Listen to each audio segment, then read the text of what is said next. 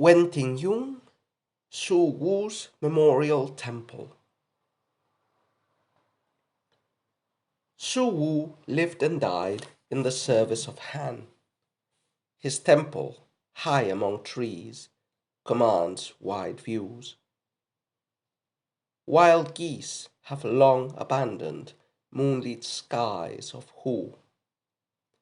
Sheep return to graze amid the mists of Gansu. He had set out as a youth with cap and sword. Returning to the capital, he discovered all had changed. The old emperor dead at Maoling, he received no honors.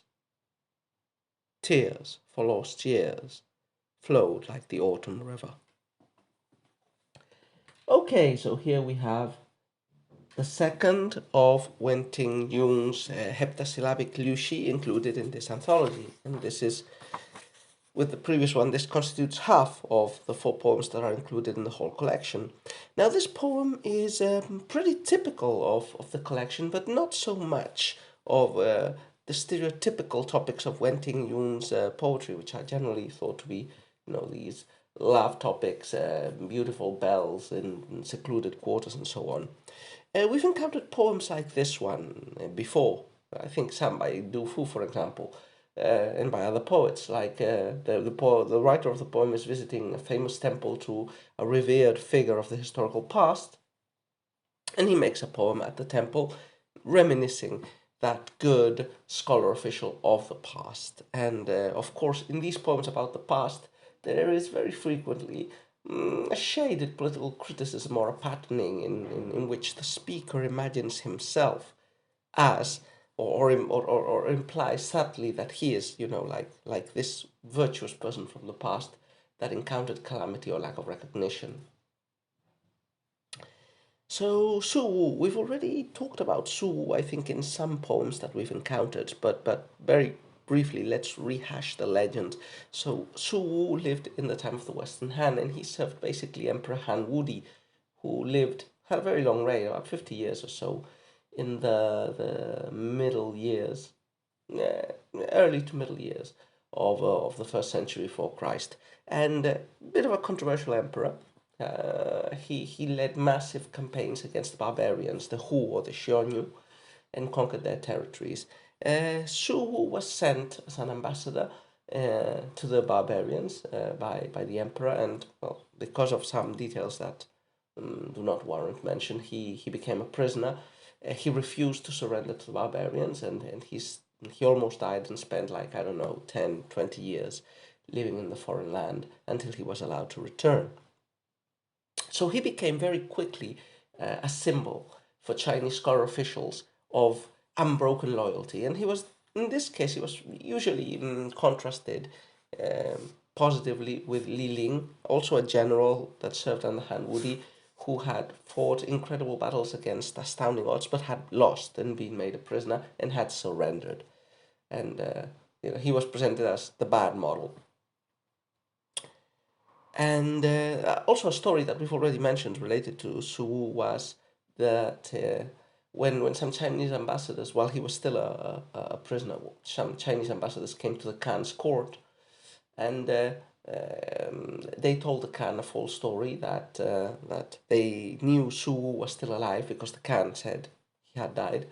And so they told him that they knew he was still alive because he had sent a message tied to a goose's leg to China saying that he was still alive. So the emperor of the barbarians, the Han, decided to release him. Okay, so this poem will be about a meritorious officer from the past. In fact, we don't get much description of the temple itself, besides the reference in the title and perhaps in the first couplet. The rest of the poem is basically a short hagiography of Su Wu. Doesn't dwell too much on his specific deeds, but it does dwell on this image of person far away in a barbarian land and a person with a sad, tragic fate because of his loyalty and service.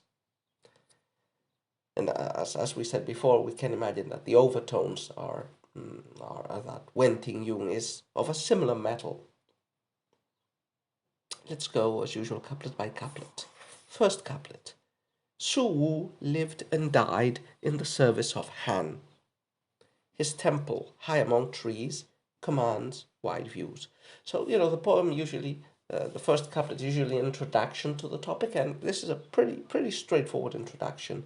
The couplet gives us two pieces of information, which, well, some were included in the title, but first of all, Su Wu is mentioned, and he is defined by his loyalty. He's an archetypal figure. You could say here he is acting almost as an allegory for loyalty. Su Wu lived and died in the service of Han. That is what defines him, that he lived and he died being loyal to the dynasty.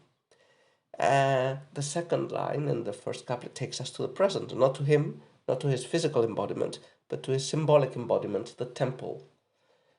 His temple, high among trees, commands wide views. So this elevation of the temple is, a physical characteristic of it, but it's probably meant to be read symbolically as well. From its high stance, the temple commands the whole area that surrounds it, just as Su Wu, from his high historical stance, on top of his virtuous loyalty, commands a higher gaze than others. Second couplet is the first parallelistic one. Wild geese have long abandoned moonlit skies of Hu. Sheep return to graze amidst the mists of Gansu. So here we have an image of animals moving, of geese that have abandoned the skies of Hu. Hu here probably refers to the land of the barbarians. Hu is a common word in classical Chinese for barbarian.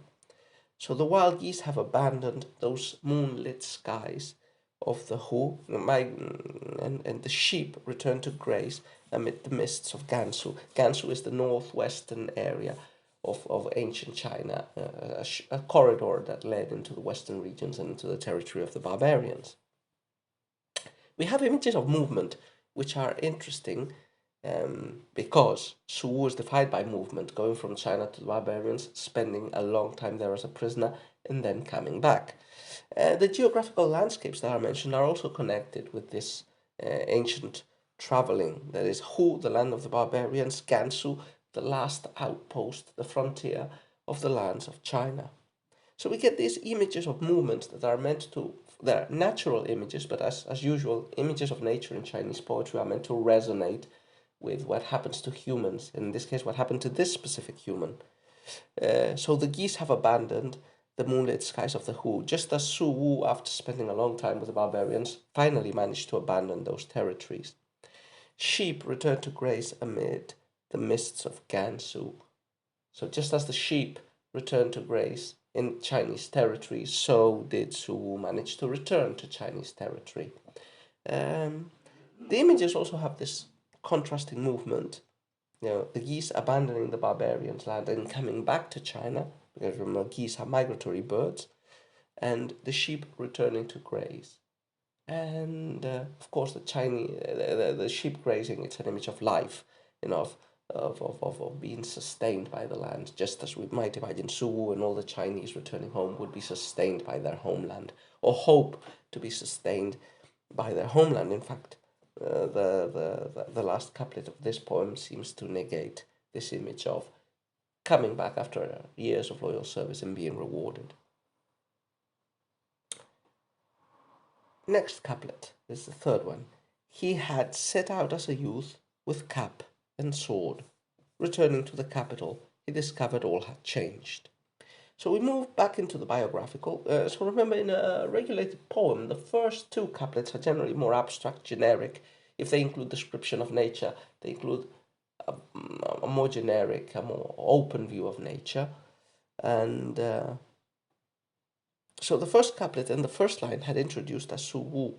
We have to wait until the third couplet to get a brief summary of his life, or the end of, or the later part of his life, besides his service and loyalty as defined by the first line. So this third couplet moves us back in time, specifically to the moment when Su Wu returned to China, although it encapsulates his life in the couplet, like he went out when he was young to serve, he came back and everything had changed. And this is a very typical image in Chinese poetry, like the scholar official or the soldier or the common man who serves in the army or at the Great Wall for a long time, goes away young, spends many years in service, and comes back old and withered, and with things changing, maybe his relatives dead, and so on. So it's a pathos, a melancholy pathos, a sad theme of the passage of time and how the worthy person who does his duty nevertheless does not reap the profits of his hard service and work. What did Su Wu discover when he returned? Well, before he returned, the emperor that had sent him, even though he was very long lived, had already died. And that's what the last couplet tells us. The old emperor dead at Maoling, he received no honors. Tears for lost years flowed like the autumn river. So the emperor had been buried at Maoling, a big mountain in the outskirts of the capital. So the poem ends with this tragic note. The man in service, Su Wu, returns.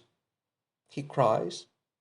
The emperor is dead. He receives therefore no reward for his efforts, which actually was false. This is put in this poem for pathetic feeling, but we know that historically, Su Wu, when he returned to China, received different posts and honors. But anyway, so the emperor is dead. Tears flow. What are the tears for? They could be for the dead emperor, but the last line says the tears are for all that time that flowed away pointlessly, uselessly, at least from the point of view of egoistic self-interest. Tears for lost years flowed like the autumn river. Very frequent, as I said, in Chinese poems to encounter this lament at the passage of time, especially when it was a passage of time where people were separated from their better selves. So this is very typical in love poems, like the soldier who went away to the frontier, the wife that cries uh, that she will be old or he will be old when he comes back.